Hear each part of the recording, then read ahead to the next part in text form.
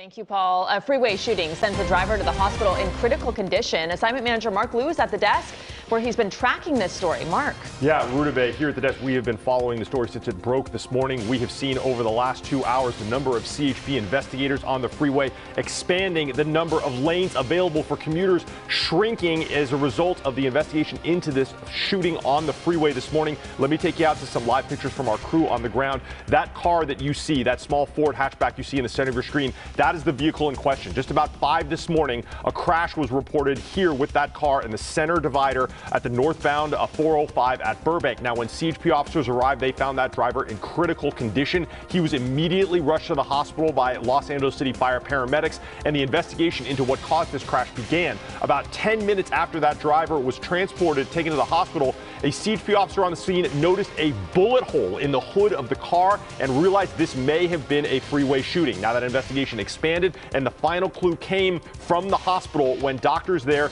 told CHP that this victim was in critical condition with a gunshot wound. So now CHP is investigating this as a shooting on the freeway. You can see most of the lanes of the 405 are closed as they could possibly be working to walk the freeway to look for bullet casings. Now, Kalina Estrinas over in our traffic center has been monitoring this all morning. Kalina, what can you tell us now about the traffic on the 405 through the valley?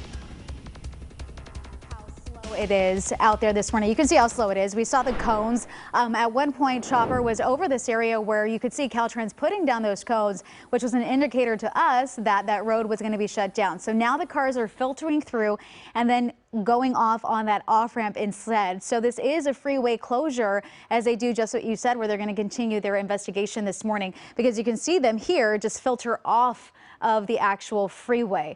Okay, so that's on the northbound side. We still have issues on the southbound side, but that bigger problem is, of course, on the northbound side, where we now have the full freeway closure. So take your alternate routes this morning. You can take the 101 to the 170. That is an option for you.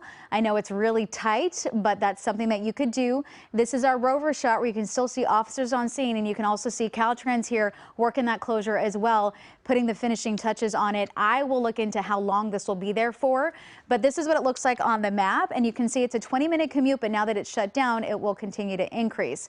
Now, we have some good news on the southbound side. We have this crash before the 101. The right lanes are blocked off. You can see crews still here on scene, but a tow truck is there, and they're taking that car out of the way right now. We do have some lanes that are stopped. The backup on the south side is about 37 minutes to get through. That is between the 118 and the 101.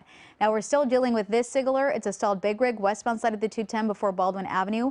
Right lane blocked off there. For that one, it's an 18-minute commute. This is what it looks like in the camera.